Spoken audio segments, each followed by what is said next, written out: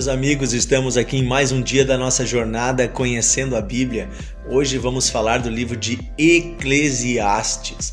O livro de Eclesiastes faz parte dos livros sapienciais, livros de sabedoria, livros de conhecimento do Antigo Testamento. Está logo depois de Salmos e de Provérbios. E ele é um livro que também é atribuído à pessoa de Salomão, o grande rei de Israel, que foi filho do rei Davi.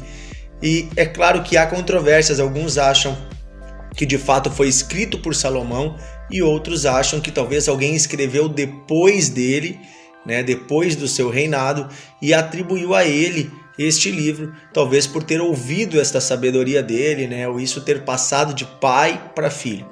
O fato é que ele é um livro filosófico. O que é isso? Ele é uma reflexão a respeito do sentido da vida. O livro de Eclesiastes todo, o sábio, o pregador, que como ele mesmo se intitula aqui diz a palavra do pregador, filho de Davi, rei de Jerusalém. Então já dá a entender que é quem? Salomão. Então, o que esse pregador vai dizer no capítulo 1, versículo 2 já diz: vaidade, vaidade de vaidades, tudo é vaidade. Que proveito tem o homem de todo o seu trabalho em que se fadiga debaixo do sol? Essa é a grande pergunta que ele vai tentar responder. De que vale nos esforçarmos tanto na vida? E ele vai falar basicamente sobre essa questão da ganância, do intento de ter riqueza, de ser importante, de fazer coisas muito valiosas, de guardar dinheiro, de guardar bens. E ele vai chegar à conclusão de que tudo isso não tem muito sentido, porque no final das contas a morte faz você perder tudo que você acumulou durante a vida. Ele chega à conclusão então de que não adianta você trabalhar guardando, se um belo dia você vai morrer, e para quem vai ficar isso?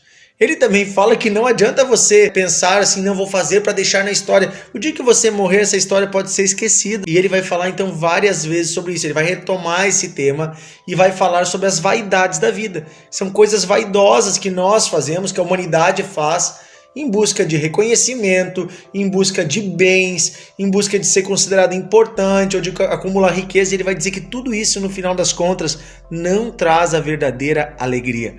Sim, é isso que Salomão fala em Eclesiastes, que tudo isso não traz a verdadeira alegria, que a verdadeira alegria e felicidade não está em nada disso. Claro que ele vai colocar sempre, você vai perceber assim que parece até meio depressivo o livro, que ele vai dizer que tudo que você faz, alguém já fez. Tudo que você faz parece que não tem sentido. E depois ele vai falar que a morte leva tudo isso. E aqui eu quero falar de dois pontos importantes. Primeiro, se de fato foi Salomão que escreveu esse livro, isso demonstra a profundidade da sabedoria de Salomão, porque ele era rei, ele era importante, e geralmente os reis são muito vaidosos, e os reis acham que são alguma coisa. Talvez ele, na sua muita vivência, sendo o rei mais rico de Israel, tendo um grande império, tendo riqueza, tendo poder, tendo tudo, talvez ele olhou para ele mesmo e ele viu que tudo aquilo não tornava ele em nada melhor do que os outros homens. E que talvez, mesmo tendo tudo aquilo, ele não era feliz, ou ele sentia vazios, ou ele percebia que tinha limitações, e ele se dava conta de que um dia ele ia morrer. É sim, a Bíblia nos ensina os Salmos 90, 12, que é um salmo de Davi, diz assim, ensina-me, ó Deus, a contar os meus dias, de modo que eu encontre um coração sábio. Então, segundo a palavra de Deus, você encontra sabedoria quando você percebe que os seus dias são contados, que os seus dias são únicos, que não existe outro dia igual àquele e que daqui a pouco, mais adiante, você vai morrer. Então, aproveite bem os dias que você tem. Então, várias vezes ele vai resumir que o que vale a pena é você aproveitar cada dia aquilo que Deus te dá. Exatamente, esta é a suma das conclusões que ele vai ter. Mas antes de falar dessa conclusão, eu quero falar sobre a segunda coisa, que eu disse que eram duas coisas, A primeira era essa questão da vaidade, e do acumular e tal. E a segunda é a questão da morte. Ele vai colocar no livro a morte como um grande problema, porque a morte leva tudo que nós construímos durante a vida. E ele diz que nós não sabemos como vai ser após a morte. Claro, ele cita o juízo de Deus, mas ele não dá a entender com certeza se há uma vida eterna. Ele não tem. O autor aqui, como um filósofo, ele não vai falar de nada após a morte. Ele não vai falar da vida eterna, até porque no Antigo Testamento não se tinha uma certeza profunda sobre o que era a eternidade. Quem vai nos dar essa clareza é a pessoa de Jesus Cristo. Claro que os profetas já apontam para isso, Deus já apontava para isso, todos os textos do Antigo Testamento, mas não havia uma clareza. A promessa da eternidade nos é dada por meio de Jesus Cristo. É em Jesus que é desvendado tudo isso e nós entendemos qual é o sentido da nossa vida. Nós vivemos para crescermos em conhecer a Deus e nos prepararmos para o grande encontro com Ele, onde viveremos para sempre. Mas é claro que as conclusões de Eclesiastes estão certas, porque esta vida aqui na Terra, ela é limitada. Você compra um carro, o carro vai ficando velho, ele vai desvalorizando, ele vai enferrujando e um dia ele não vale nada, ele se desfaz, ele se desmancha. Você tem dinheiro, por mais que você tenha um dia, você vai ficar velho e você vai morrer. Se você não tiver dinheiro, você vai ficar velho e vai morrer também. Se você estudou muito, você vai ficar velho e vai morrer. Claro que ele vai dizer que o conhecimento traz o bom nome, a boa reputação vai trazer benefícios, vai estender tua vida. Mas o resumo aqui, a lição que ele traz, algumas lições de Eclesiastes, para nós então concluirmos. Eclesiastes capítulo 3, versículo 12, ele fala uma frase que ele repete várias vezes durante o livro. Diz assim: eu sei que não há nada melhor para o homem do que regozijar-se, alegrar-se e levar uma vida regalada, uma vida que usufrua dos bens que tem. E também que é dom de Deus, olha só, que é um presente de Deus, que possa o homem comer, beber e desfrutar o bem de todo o seu trabalho. Ou seja, de que adianta eu economizar e não comer nada bom?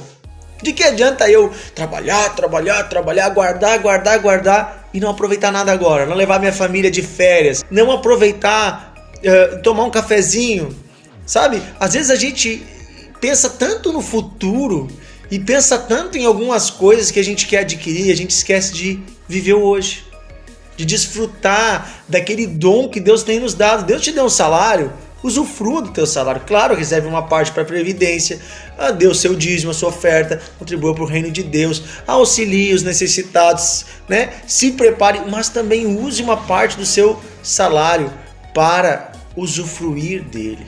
Você precisa ter também alegrias hoje, prazeres pequenos da vida, né? Deus deu o paladar para nós, para a gente ter prazer na alimentação, por exemplo, que foi Deus que nos deu. É um dom de Deus que a gente se alegre numa boa alimentação, por exemplo. Então aqui ele está dando um exemplo de comer e beber e desfrutar do bem do seu trabalho. Não adianta só trabalhar e guardar. Ou não adianta trabalhar também se é para você trabalhar de forma que você não possa desfrutar de nada. Então você tem que rever o seu trabalho. Em Eclesiastes 7, 8 diz assim, melhor é o fim das coisas do que o seu princípio. Melhor é o paciente do que o arrogante. Tem muita sabedoria nesse livro. Ele vai ensinar sobre a moderação no capítulo 7, submissão no capítulo 8, sobre a sorte, que ele fala que bons e maus, às vezes pode ser uma pessoa muito boa, tá atravessando a rua e morrer. E ser um cara talvez muito perverso e acontecer a mesma coisa ou não acontecer, que há coisas na vida que não há explicação. E então no capítulo 11 e 12 ele encerra trazendo o temor a Deus e o buscar a Deus como um sentido na nossa vida. No capítulo 11, versículo 9, ele diz assim, alegra-te jovem na tua juventude, alegre seu coração nos dias da tua mocidade, anda pelos caminhos que satisfazem teu coração e agradam os teus olhos, sabe, porém, que de todas estas coisas Deus te pedirá conta.